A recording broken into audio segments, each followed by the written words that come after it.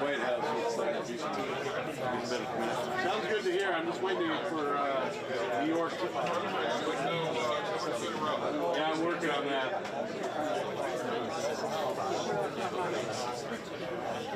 Hey, New York, you there?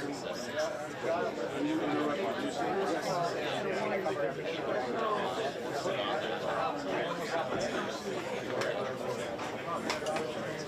That's my sales pitch.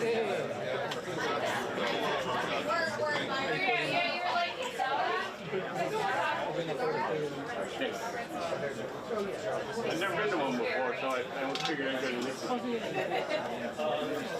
I'm in the House Periodical Gallery, and yeah, you just deal with it. Give me a ticket to the State Union, and they said, I didn't physically give them out. I don't give them out until 7 o'clock at night. But I'm all set.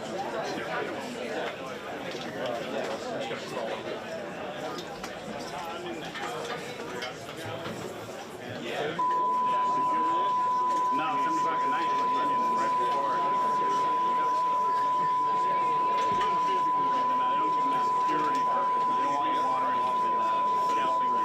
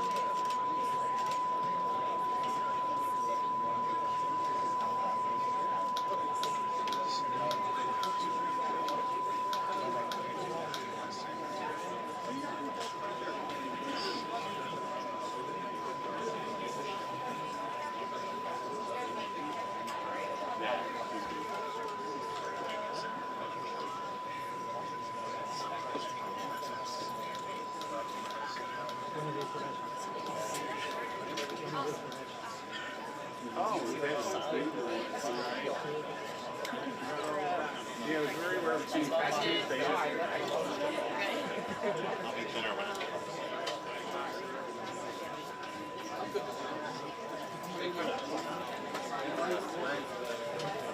all of that.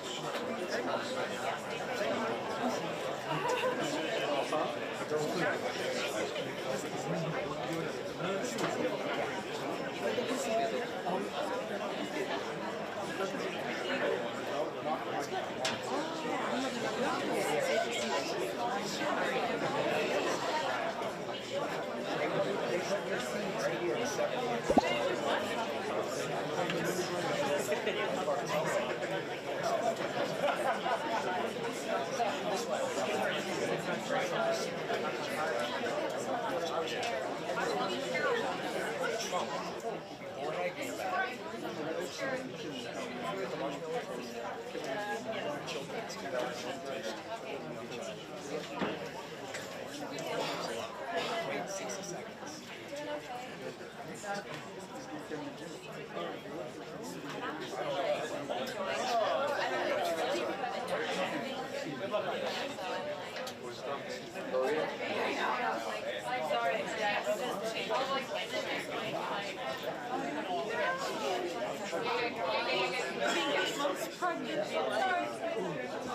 I know. I don't know, unintentional.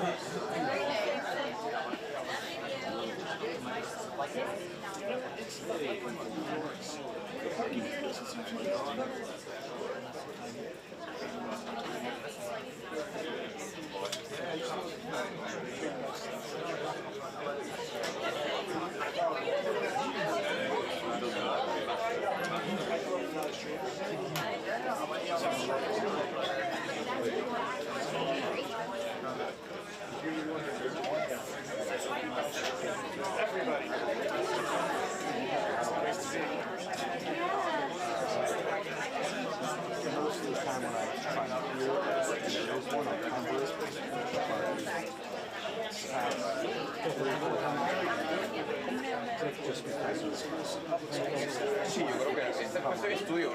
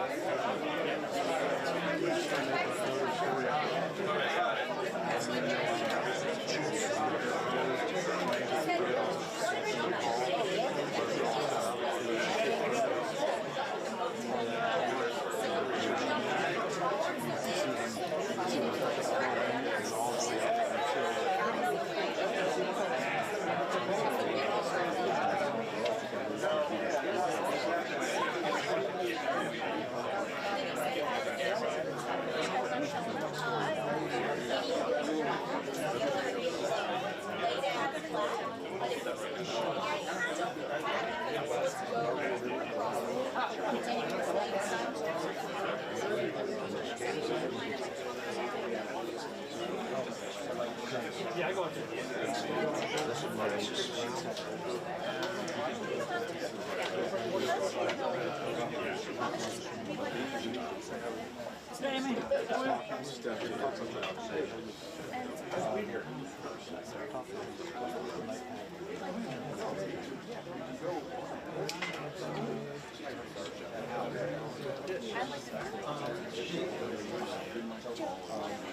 Thanks the other 2-minute warning.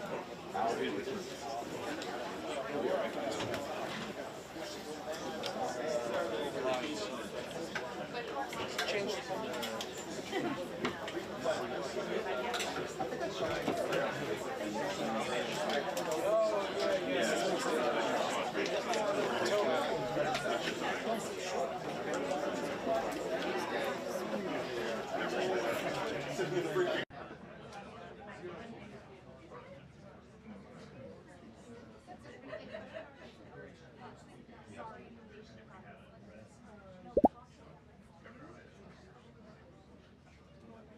How are you? Learn how to say not that funny daddy. Oh, really? Yeah, which he rolls out every time I make a joke. That's the beginning of that thing.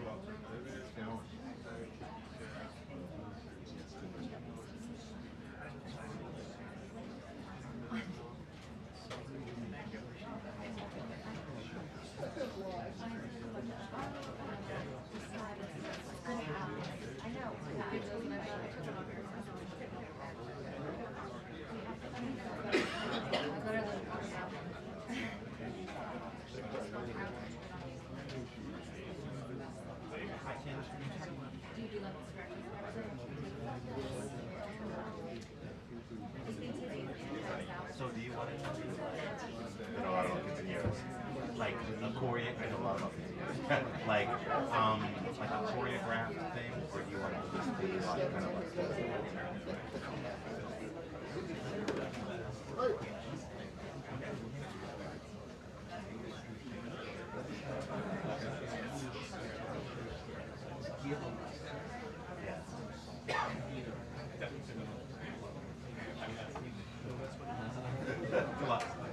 we did that at our wedding. Actually, my buddy Gerardo. Yeah, my buddy Gerardo. We were gonna have somebody local, but in the end, my buddy Gerardo was called the black. So everybody's in there. So the other microphone is whatever.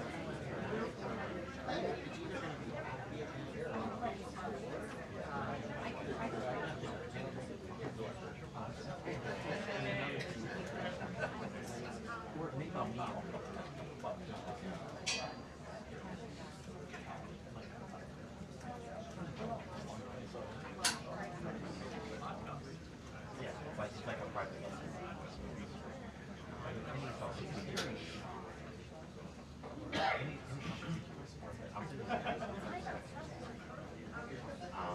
The guy that we're going to see, Canadian, I like to see. I actually used to teach for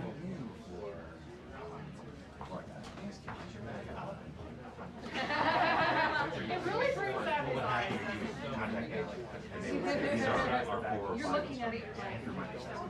he works with kids. so you want And to they do would do her a private group lesson nothing yet.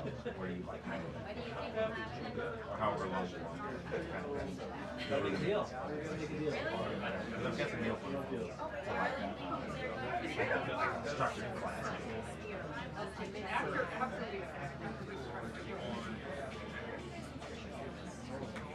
Victor, you can't be doing this stuff. You gotta focus on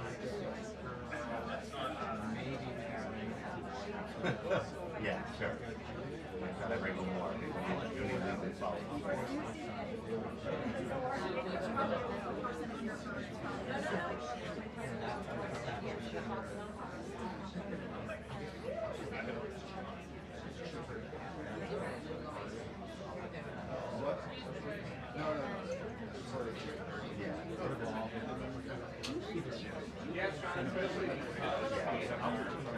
or whoever is this person manager.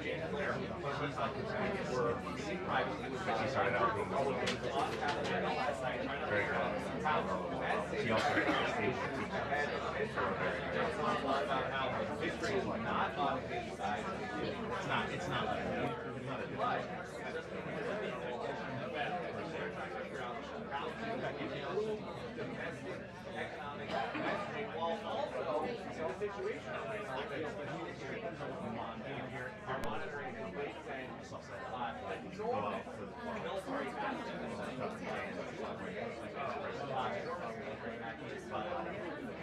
You know, she's just like, I want to go home.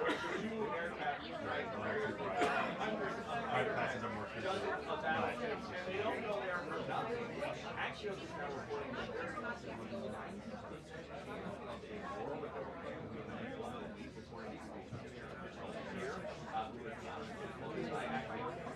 that's a lot different than yesterday where we started already they're ready to take and that they have an understanding of it. So, which is it? We'll find out.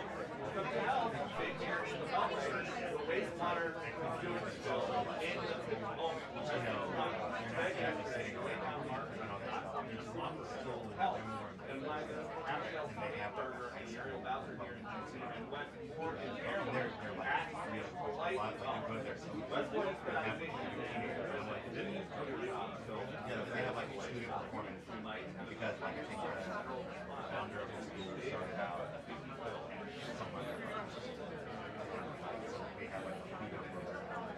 Some of those kids were so go on to like senior team and pros and all that stuff, and like, you know, they're going to be from like 15 to like 80. I'll send you David and some of these. Both of them for rebound. Tyler has abused to play basketball.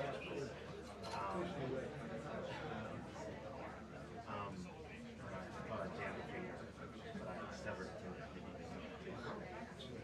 You heard right, Steve. It's a pinky. Like, I get no sympathy for this. Like, oh, your pinky hurt. And physical therapy is next. Like, almost immediate. I thought I jammed it, tried to walk it off. It started to get increasingly nervous. And I was like, oh, I should get a doctor.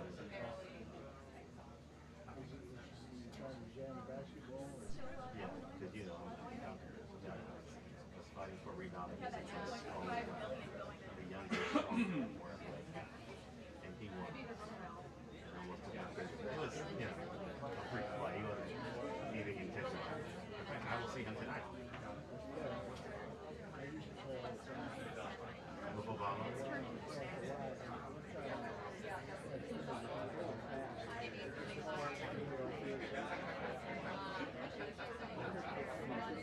Yeah, I've dislocated this one twice, and this one once, and it's just like, my wife is like, why are you so big?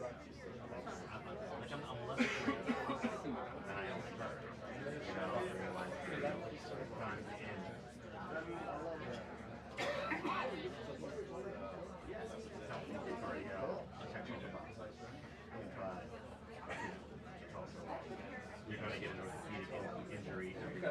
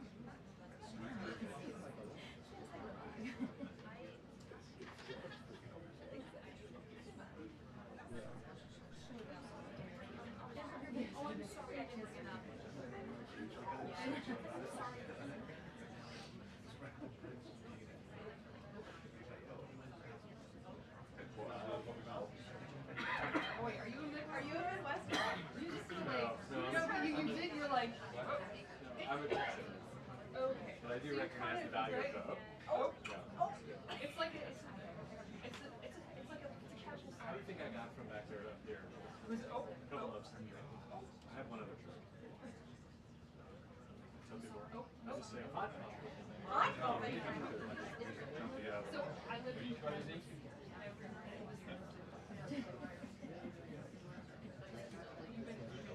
okay, you know, like everybody's on top. Oh, yeah. There's just a way. Say, there's no there. There's no.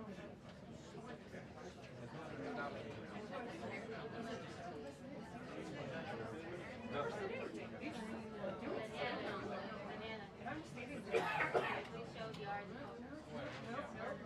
I even learned what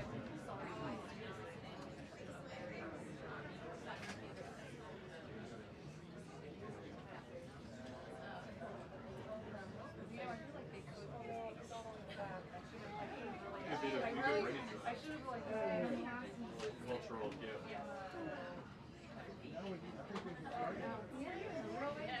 I was like,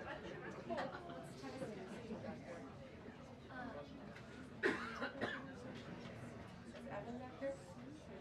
Where's Evan? Oh, Right here, beside me. hey Evan. Just the person here. The what? Look at this. Look at all bracing. It's like, so what I really want you're good. But when I go to change my aperture, I'm changing my aperture. Oh, is it It's on the this? left. No, I think You see me, I was like, the same exact thing. It's at the 51. yep. Well, it's funny because it's been so long since we had that. Oh, 100%. Because I was sitting there going, there's something stupid I'm missing. It's not broken. It's something missing. And I was like, I need to actually. I didn't figure it out. I realized it makes me more frustrated. Because I was like, you see my face? As soon as you said it, if it is bothered, they can't shake it. So I don't think it's like, yeah. Because I just feel like it was really started to say something and I didn't shoot. Okay, well, that was really goes there.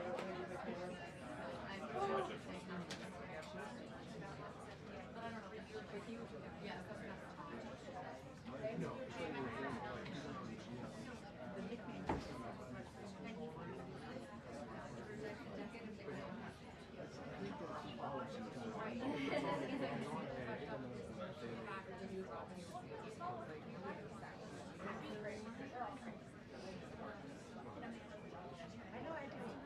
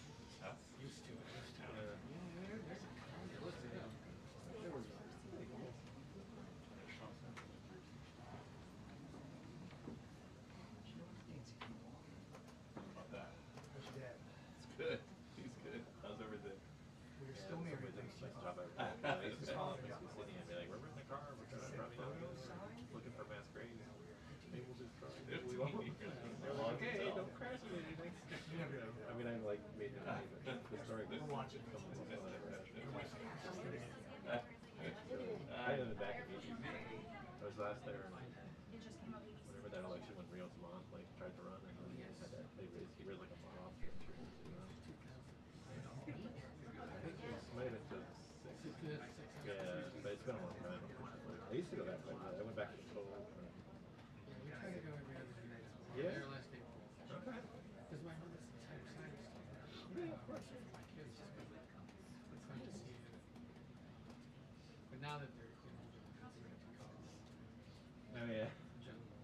Fair enough. You calls fun the first 4 times. Well, I only did. I went to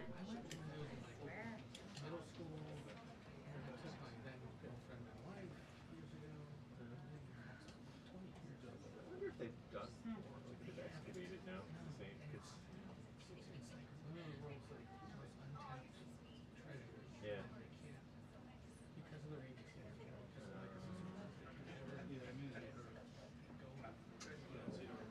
Instead, they did the National Geographic special geomap. Could be there. See those? We'll dig Right? it up and figure out if it is there. It's a giant hill. It's got to be something, but no, just leave it. It's like, well, somebody's going to have to. Because when they do, it's going to put Egypt to shame. Part of me thinks that's what happened. Isn't ready for what they Right. But there's also like kosher. Yes. There's all sorts. I mean, I guess security. yeah. Maybe not to college, but some of the other ones. Yes, because you never know what you're going to do. So that's a pretty good profile. It's really cool. But it's fun because I was like, I realized people were made for carrying these terms for people here. People do this years ago, and like Yeah. any of this, It's true. it's cat. That's a good point. And they've done things like that. Have they exploited it? Okay. They encourage Yeah. people to It's expensive. The beaches and resorts are fun. Yeah.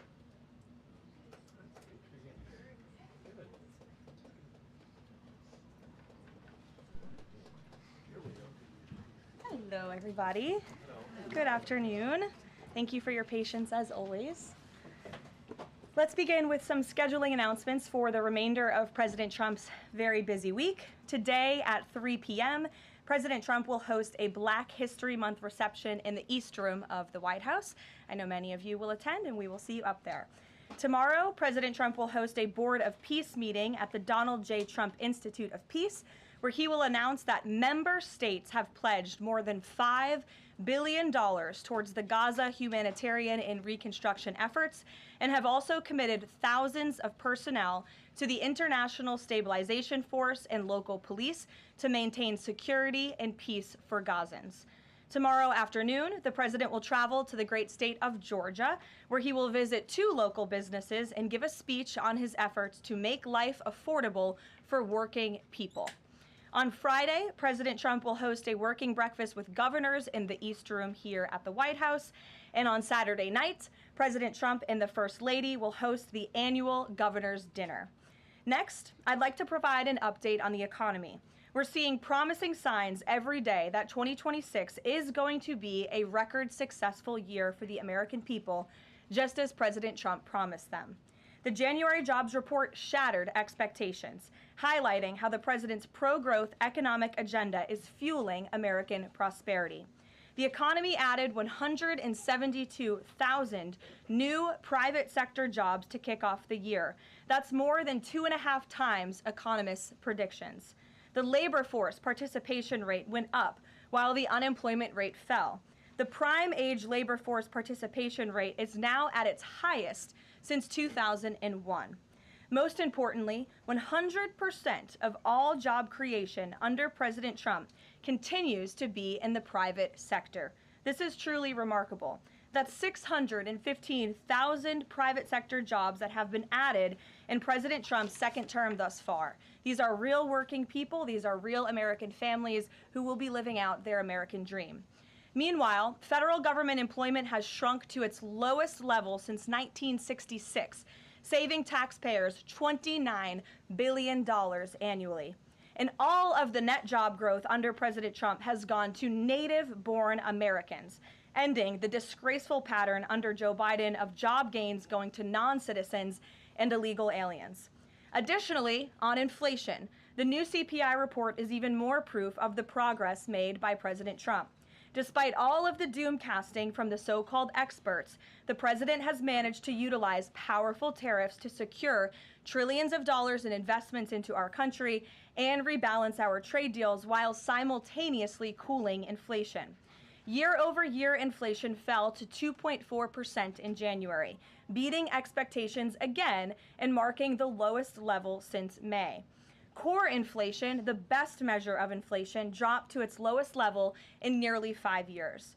Meanwhile, real average hourly earnings for all private sector workers rose in the month of January, which means more money is going back directly into people's pockets. After only 1 year of President Trump back in office, real earnings for all private sector workers have outpaced inflation by nearly $1,400, earning back roughly half of the $2,900 they lost under Joe Biden when 40-year high inflation was stealing Americans' purchasing power. President Trump's policies are and will continue to allow Americans' incomes to go further for bills, retirement, and achieving the American dream. A key part of the American dream is buying a home, and that is finally becoming more affordable under this president. This past week, it was announced the annual mortgage cost for a new home has fallen by $4,000 so far under President Trump, after rising by roughly $15,000 under Joe Biden. As a result, mortgage affordability has reached a 4-year best following recent bold action by the president to make home ownership more attainable for American families, not large Wall Street corporate institutional investors. At the same time, national median rents have fallen to a 4-year low and have declined for 6 consecutive months. The annual rental cost for a new rental unit has fallen nearly $100 so far under President Trump, after rising more than $3,000 under Joe Biden. And many are crediting that to the president's deportation efforts to remove illegal aliens from our communities and therefore from housing that should be used for American citizens. At the grocery store, the price of eggs, dairy, cheese, fresh fruit, apples, oranges, potatoes, tomatoes, and butter have fallen since President Trump took office, and he is continuing to fight for even lower prices at the grocery store for the American consumer. At the gas pump, fuel prices are down by almost 10% over the past year. The average national price for a gallon of regular gas is now less than $3 and is approaching $2.70 in some states, and much lower than that in many states across the country as well. We've seen in several states gas is under $2 a gallon. And at the pharmacy, prescription drug prices are down over the past year, with even more price relief ahead for American patients, thanks to President Trump's most favored nation drug pricing deals and the great health care plan, which he is calling on Congress to pass as soon as possible. What President Trump wants Americans to understand is that this is only the start and the best is yet to come. The historic success that we have seen since he took office is just the beginning of enormous growth and opportunity that we are about to witness, and I know the president looks forward to hitting the road and being with the great people of Georgia tomorrow to talk about just this. So with that today, I know there's a lot of news. I will open it up to take your questions, and we're going to start, as always, with our new media seat, the great Michael Graham from Inside Sources. Thank you for being here, Michael. Thank you for having us, and thanks from our 200 newspaper partners around the country. So you mentioned gas. We didn't mention natural gas. And back where you live, your friends and family are paying among the highest prices for natural gas to heat their home, and for electricity generation, the #1 source of power across New England. The cheap gas is in Pennsylvania. The 2 highest places to buy gas in the country, New York City and Boston. The problem is the blue states will not allow the gas to travel to produce electricity or to reach customers. When President Trump first came back in office, there was some talk, him and Governor Hochul in New York possibly reaching a deal. When will consumers in the Northeast feel relief from President Trump's energy policies, and what can he do about state objections to expansion of infrastructure, then I have a quick follow-up. Sure, absolutely. Well, the president has promised all Americans across the country, and in particular in the Northeast, where we do face much higher costs of electricity and of energy, unfortunately, because of the Democrat policies in the area. From the federal government's perspective, the president and the National Energy Dominance Council, Secretaries Wright and Burgum, are doing all we can when it comes to federal permitting. The drill baby drill agenda is obviously underway. The president has made a huge push for more fossil fuels in this country. You look at what he did last week with respect to coal. Coal truly keeps the lights on in this country. We learned that in the recent winter storms. However, there's only so much that can be done at the federal level. That's why the president has called on blue state governors to participate in this energy dominance agenda, including governors in New England and the Northeast, by contacting Governor Hochul directly to get this Constitution pipeline underway. This is not only going to bring down the cost of energy in the Northeast, it's also going to support job growth and energy affordability and more opportunity for workers in the Northeast. And I just have a quick statistic here on energy that I found fascinating, and it's obviously true because I'm saying it up here. Red states with Republican legislatures currently enjoy lower average retail electricity prices than blue states with Democrat legislatures. And that's exactly why the president is calling on all blue state governors across New England and the Northeast to get on board. Let's bring prices down for all Americans, whether they live in a red or a blue state. So right down the street from your alma mater, San Antonio College, you talk about building an ICE facility that's causing a lot of political agita in New Hampshire, and for the Republican governor, Kelly Ayotte. Seems to be some miscommunications argued on both sides. Even Republican supporters of Trump who live in the town say, we're not sure we want this. What's your message to the folks in New Hampshire about this proposed ICE facility? The message is that illegal immigration, while the border is secure, is still a problem across our entire homeland. And the previous administration allowed nearly 20 million illegal aliens from countries all over the world into our country. And the president and Secretary Noem have done a phenomenal job at deporting. Nearly 3 million illegals have left the country either through deportation or self-deportation over the past year. But obviously there are a lot more illegal alien criminals left in our homeland. That includes in New England. There are many within our communities in New Hampshire, in Maine, and definitely in Massachusetts and in the Boston suburbs that need to be arrested, detained, and deported back to their home countries. And so the president and Secretary Noem, and I know ICE, are engaged with local governors across the whole country, including in New Hampshire, to open more detention facilities. This is an unfortunate consequence of the previous administration's border invasion that the president has thankfully put a stop to, but of course we still need to grapple with the illegal alien criminals who are here, and that requires more detention space. Thank you, Michael. Garrett. On Iran, I'm not asking you for like military secrets here, but can you share? Know I would be so unwise. Unless you want to give them. Can you share a little bit about the president's thinking on whether or not to strike Iran, who he's talking to, what information he's consuming, and why a strike might be necessary on a nuclear program he says was obliterated by the last U.S. strike? Well, there's many reasons and arguments that one could make for a strike against Iran. The president had a very successful operation as commander-in-chief with Operation Midnight Hammer, as you know, as you just said, totally obliterated Iran's nuclear facilities. The president has always been very clear, though, with respect to Iran or any country around the world, diplomacy is always his first option, and Iran would be very wise to make a deal with President Trump and with this administration. He's talking to many people. Of course, his national security team, first and foremost, and you know who the members of that team are.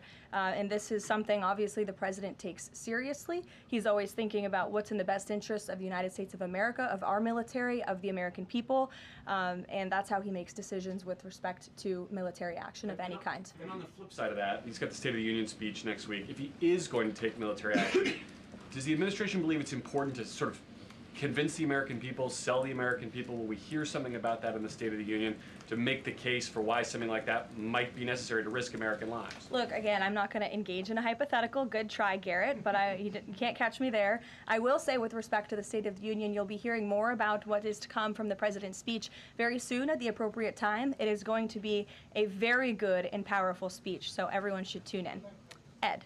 Karoline, thank you. I got two questions for Sure. you. About Independence Hall in Philadelphia, the administration's decided to appeal a judge's ruling that in essence was trying to put the slavery displays back, arguing that the federal government believed it had the power to disassemble and disassemble historical truths when it has some domain over historical facts. The judge said it does not.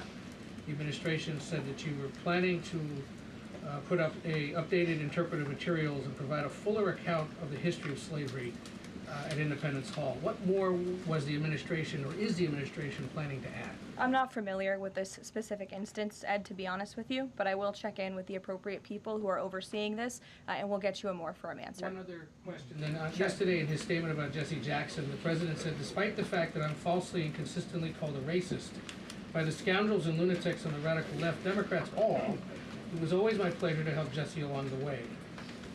Where or when does the president believe he's been falsely called racist? You're kidding, right? No. I will pull you plethora of examples. I'm going to get my team in that room to start going through the internet of radical Democrats throughout the years, Ed, who have accused this president falsely of being a racist. And I'm sure there's many people in this room and on network television across the country who have accused him of the same. In fact, I know that because I've seen it with my own eyes. And the president very much looks forward to having an event later this afternoon at 3 p.m. to celebrate Black History Month and to talk about how his policies are advancing opportunity and prosperity for all Americans through record tax cuts, through the Trump accounts that all Americans can access regardless of race. These are a great thing for the next generation of Americans. The president has also awarded hundreds of millions of dollars in additional funding to strengthen educational outcomes at historically Black colleges and universities across the country. Again, the president is protecting the hard-earned benefits of the 2.4 million Black veterans who honorably served in our nation's armed forces by reducing the backlog of veterans waiting for their VA benefits and for their home loans through the Department of Veterans Affairs. So there is a lot this president has done for all Americans regardless of race, and he has absolutely been falsely called and smeared as a racist, and I'm happy to provide you those receipts, and we gladly will right after this briefing. Jennifer, go ahead. You mentioned the $5 billion in pledges for the Board of Peace. Will we be able to get a breakdown of which countries are providing each of those pledges? Yes. And which countries are providing troops? Sure. We're happy to provide that breakdown, and I'm also happy to provide the list of countries that will be attending tomorrow. I know it's more than 20 countries. I know there's a lot of interest in that. I'll spare myself reading you the list of 20 countries from the podium, but we will provide it, and the president will be opening the meeting tomorrow with remarks, and will sort of formally be chairing the meeting at the beginning before he departs for Georgia tomorrow. And then on the sewage spill, the sewage pipe that broke on the Potomac, can you give us an update on the federal government's response? And officials have told CBS that some of that aging infrastructure is a concern, that this particular pipe wasn't even of the most urgent concern. Do you know if the government is looking into which other pipes could be at risk of collapsing? Well, the next step in this process is for any of the 3 local jurisdictions involved, whether that's the Commonwealth of Virginia, the state of Maryland and Governor Moore, or the District of Columbia, to step forward and to ask the federal government for help and to ask for the Stafford Act to be implemented here so that the federal government can go and take control of this local infrastructure that has been abandoned and neglected by Governor Moore in Maryland for far too long. In fact, it's no secret that Maryland's water and infrastructure have been in dire need of repair. Their infrastructure has received a nearly failing grade in the 2025 report card from the American Society of Civil Engineers. This is the same grade they've received 5 years earlier. There has been no improvement under the leadership of Governor Moore. He's clearly shown he's incapable of fixing this problem, which is why President Trump and the federal government are standing by to step in. And for all of the environmentalists in the room and across the District of Columbia, let's all hope and pray that this governor does the right thing and ask President Trump to get involved, because it will be an ecological and environmental disaster if the federal government does not step in to help. But of course, we need the state and local jurisdictions to make that formal request. That's part of the legal process to move forward. Peter. So you said that any of the 3 Democrats just need to ask. A few minutes ago, Maryland's Governor Wes Moore asked. He said, if the president wants me to ask nicely, our response is this: please, Mr. President, do your job. To which I say, I'll ask the president and we will provide you with the next steps. But in all seriousness, the federal government has been preparing plans. The White House has been in contact with FEMA, with the Army Corps of Engineers, with the Environmental Protection Agency. Again, we've been standing by. This is a problem we want to fix, not just for the federal government, but for everyone who lives in the District of Columbia, including all of you. So you're welcome. To your point about that, there are a lot of events coming up for America 250. The president wants people from all over to come to the nation's capital. Is he worried that by the summer, the Potomac River will still smell like poop? He is worried about that, which is why the federal government wants to fix it, and we hope that the local authorities will cooperate with us in doing so. Steve. So what will the $5 billion be used for in Board of Peace, and will that be sort of a down payment for much more money? You'll be hearing more about that tomorrow at the meeting. If you recall, at the first meeting when we were in Davos, Jared Kushner did provide a very detailed PowerPoint presentation for the vision of Gaza, the reconstruction and the humanitarian efforts, of course, providing local security on the ground. That will be part of the discussion tomorrow, is how can we maintain security? First, you must achieve security to get to prosperity, which is sort of the second part of this plan. So you'll be hearing more about that tomorrow, but I would just point out, $5 billion worth of investment. We're talking about reconstructing Gaza. I remember when those words came from the president's lips in the East Room many months ago, and all of you in the press were bewildered at how the president could have such an ambitious goal of rebuilding Gaza, which is obviously a place that has been just turmoiled by violence and chaos for many, many years. But we are well underway in doing that, and it's a historic accomplishment for this president. Secondly, is the president seeing enough progress in the Iran talks to let negotiations go a little further? I mean, where do things stand after yesterday's talks? I think you heard from the administration and the State Department yesterday that there was a little bit of progress made, but we're still very far apart on some issues. I believe the Iranians are expected to come back to us with some more detail in the next couple of weeks, and so the president will continue to watch how this plays out. Sure. Follow up on that. Thank you, Karoline. On these Iran talks, I mean, how much time is the president willing to give it before he is seriously maybe considering military action? Is he willing to give it that full 2 weeks? And has he given the Iranian officials a deadline on when he wants to see a deal? It's a fair question, Rachel, but I'm not going to set deadlines on behalf of the president of the United States from up. And then just one more on the shutdown. We're now in this partial shutdown over DHS funding. Has the president personally spoken to the Democratic leaders in Congress? Can we expect to see them at the White House to try to make a deal on this? Not to my knowledge. He hasn't had any direct conversation or correspondence with Democrat lawmakers recently. It doesn't mean he's not willing to. I'm just not aware of any conversations that have taken place. I do know the White House and the president's representatives have been in direct conversations with both Democrats and Republicans, but of course, Democrats are the reason that the Department of Homeland Security is currently shut down. They have chosen to act against the American people for political reasons, and now we have FEMA workers, the men and women of the United States Coast Guard, men and women of TSA who keep our airports moving, who will be working without paychecks for no good reason other than the Democrats wanting to pick a fight with Donald Trump. And the president thinks that is irresponsible and despicable. He wants the government to be open. We've been engaged in good faith negotiations with the Democrats. Last night they sent over a counter proposal that frankly was very unserious, and we hope they get serious very soon because Americans are going to be impacted by this. Sure. Thanks, Caroline. President Trump has talked about a forthcoming executive order on voter ID.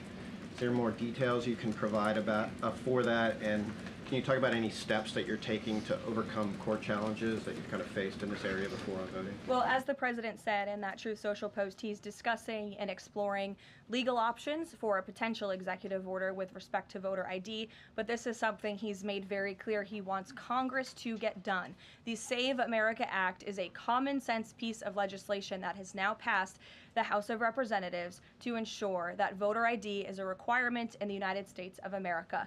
This is a common sense policy that nearly 90% of the country agrees with. You need an ID to go and purchase alcohol. You need an ID to go to the library and check out a book. And so the president thinks you should have an ID to vote in our nation's elections. And I know the vast majority of Americans agree with him on that. And he wants Congress to move quickly to get it done. Thank you so much. Cuba something? Sure. On Cuba, you know, it's increasingly being described as a humanitarian crisis. What is a successful outcome for the U.S. that the U.S. wants to see in Cuba? Is there anything less than regime change that would be considered success? I think, as Secretary Rubio has articulated and the president himself, we obviously want to see flourishing and prosperous democracies all over the world, especially in our own hemisphere. I'm not dictating any actions the United States may take to get there, but of course that's in the United States' best interest to have Cuba be a truly free and prosperous democracy. Unfortunately, right now, that is not the case. They are a regime that is falling, their country is collapsing, and that's why we believe it's in their best interest to make very dramatic changes very soon, and we'll see what they decide to do. Sure. Thank you so much. Following up on Gaza, this $5 billion, who exactly would be in charge of managing this money? Would that be the president himself making the final decisions on how these funds are spent? It will be the Board of Peace, which the president is, of course, the chairman of, but all of the member parties, I believe, will have votes on the funding. And then, of course, there is that technocratic layer underneath the official Board of Peace with the member countries that will be making decisions as well. So if you just go back and look at the first event that we had where we sort of unveiled the structure of the Board of Peace, that structure remains in place, and they'll be overseeing the funds that will be announced tomorrow for their reconstruction and humanitarian efforts. Sure. Another question on that Board of Peace announcement. You mentioned there will be the announcement of who comprises that International Stability Force. How soon will that force be deployed? And have all of the regional partners, all of the regional countries signed off on the makeup of that force? I don't have a timeline for you today, but again, I'm sure you'll hear more about this tomorrow. So you'll join us at the event. Deanna. Thanks, Caroline. Two questions. Sure. First, the president has talked a lot about housing affordability, and several countries that are facing housing shortages, including Canada, for example, have imposed a ban on non-citizens, like foreigners, from buying their houses.